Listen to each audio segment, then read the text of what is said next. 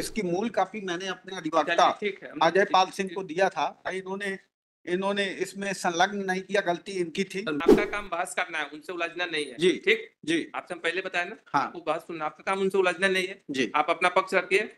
ये उस केस में भी यही अधिवक्ता हैं। 7 साल से इन्होंने, जब इनकी 7/2/2017 को इन्होंने खुद पेश नहीं हुए, और जब पेश नहीं हुए इनकी अपील खारिज हो गई। 2017 से लेके और 2024 तक कहाँ थे? क्यों नहीं जवाब दे रहे हैं 36/2017 में? और लोअर कोर्ट कटनी ने क्या किया? 10/6/4 के प्रकाशन को 10/6/7 3 साल बाद की डेट लिख दी, और लोअर कोर्ट ने यह गलती करी और मेरे को सजा सुना दी। मैंने कल फाइल में देखा, उसमें रसीद नहीं थी, मेरे वकील ने अपने पास रखे हुए थे, और मैंने ओरिजिनल वाले को बता दीजिए, मेरिट पे सुन ले। मेरे मूल रसीद जो मैंने मूल रसीद अपने वकील को दिया था, और वकील ने सुन रहे, आप जितना पूछा जाए उतना बताइए जी। आपकी बात बता दीजिए, इनको सुन ले पहले। इसमें ये ले वो रसीद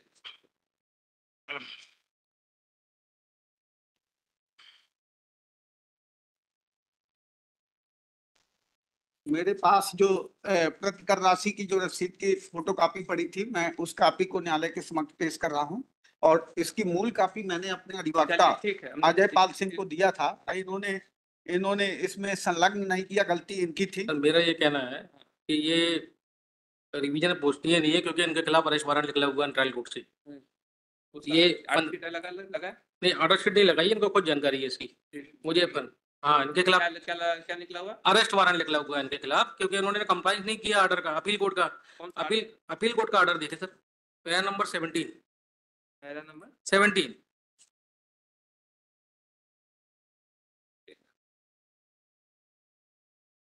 अपील कोर्ट में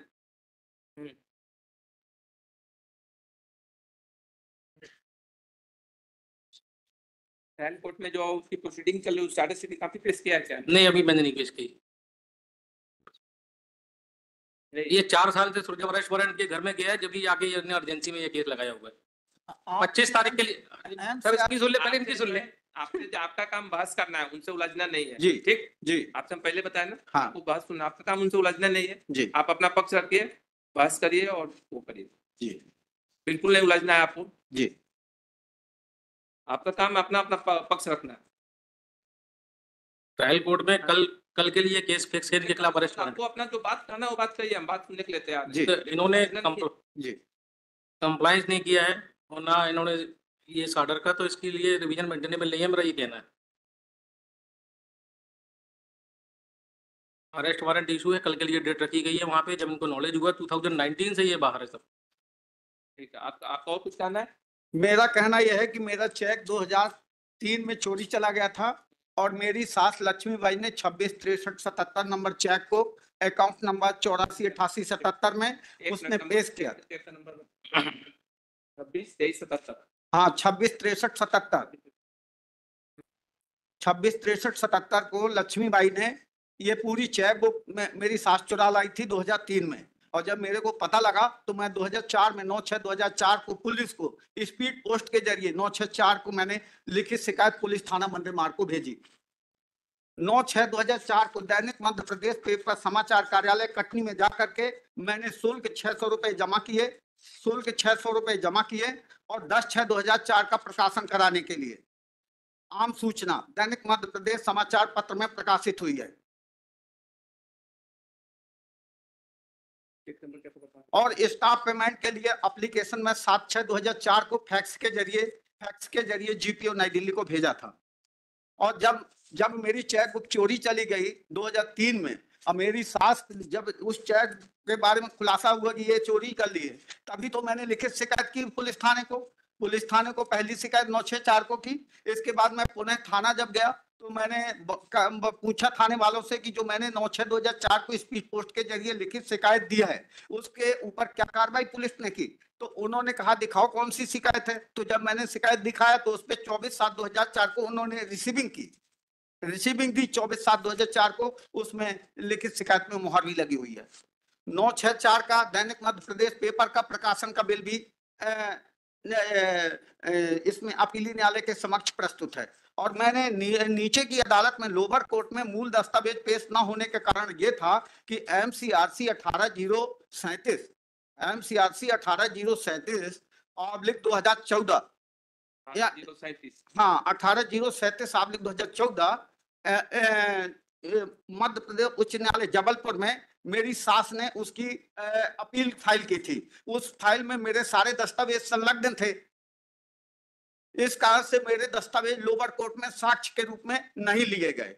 और जब मैंने 7/2/2017 को माननीय न्यायालय के समक्ष पहुंचा और ये इन्होंने अपील, ये उस केस में भी यही अधिवक्ता हैं 7 साल से। इन्होंने जब इनकी 7/2/2017 को इन्होंने खुद पेश नहीं हुए और जब पेश नहीं हुए इनकी अपील खारिज हो गई 7/2/2017 को। उसी अपील को इन्होंने 3672/2017 इन्होंने फिर रिस्टोर कर दी।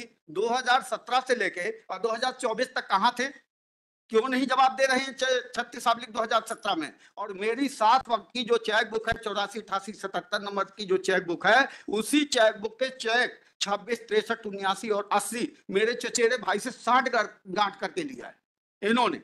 और 2003 में जब मेरी चेक बुक चोरी चली गई, 2004 में मैंने स्टाफ पेमेंट के लिए एप्लीकेशन लगा दिया, लिखित शिकायत कर दिया, पेपर में प्रकाशन करा दिया। और मुकदमा जब चला तो लोअर कोर्ट कटनी ने क्या किया, 10/6/4 के प्रकाशन को 10/6/7 3 साल बाद की डेट लिख दी। और लोअर कोर्ट ने यह गलती करी और मेरे को सजा सुना दी। जब मैंने अपीली कोर्ट में किया, कटनी कोर्ट में, अपीली कोर्ट ने उसको जब गौर से देखा तो ये अपीली कोर्ट ने ये देखा कि प्रकरण बाद में प्रस्तुत हुआ है और प्रकाशन और चोरी की शिकायत स्टाफ पेमेंट के लिए ये सारे दस्तावेज पहले प्रस्तुत किए। और जब उसकी आर्थिक स्थिति का आंकड़ा जायजा लिया गया तो उसके अकाउंट में मात्र 3200 रुपए थे 1997 से लेकर 2002 के बीच में। और जब उसने मेरे चेक को अपने अकाउंट में इलाहाबाद बैंक में क्लियरेंस के लिए भेजी, उसके पास मात्र 38 रुपीज थे।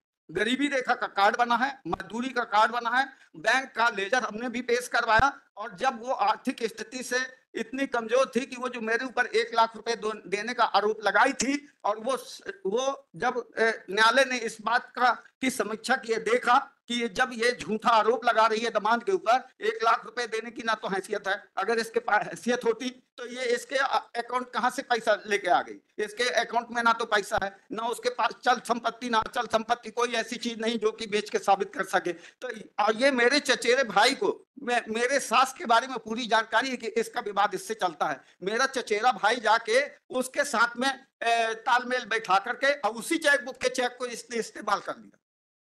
इसी चेक बुक के 26 63 77 को उसने यूज किया, 26 63 27 79 और 80 को इन्होंने यूज किया। और ये स्टाफ पे ये कीजिए अदालत।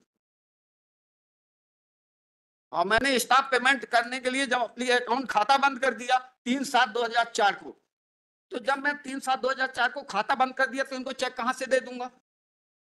ये मेरे ऊपर जबरदस्ती मेरे को परेशान करना चाहते हैं। ये सोचता है कि दिल्ली में फुटपाथ में पटरी में दुकान लगाता है, इसको हम दिल्ली से जबलपुर जब दौड़ाएंगे तो परेशान होकर कुछ पैसा दे भागेगा। और ये चीटिंग करता है, ये हमेशा मेरा चचेरा भाई। और आपकी न्यायालय के समक्ष भी मैं उपस्थित था उस दिन, जिस दिन भिखारी लाल वेन और विरुद्ध ब्रज किशोर कुर्मी का मुकदमा यहाँ चला, और उसने अंजलि पालो जज साहब ने उनकी जमानत भी खारिज कर दी थी कि सुसाइड नोट होने के कारण जमानत खारिज की जाती है। और ये हाई कोर्ट में जब जमानत की लगी इनकी ब्रज किशोर की, तो उन्होंने उससे गायब करवा दिया। मैं उस दिन यही अदालत में मौजूद था। आपका बहस हो गया आपने? हाँ बस हो गया बस।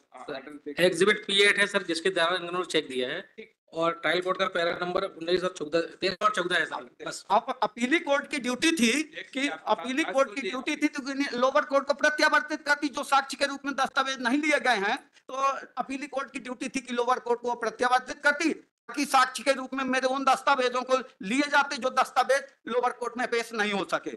तो अपीली कोर्ट ने नहीं किया, तो अब ये उच्च न्यायालय के समक्ष वो दस्तावेज अपीली न्यायालय के फाइल में जो संलग्न है वो प्रस्तुत है। ठीक है, आप जाइए। Thank you. आदेश।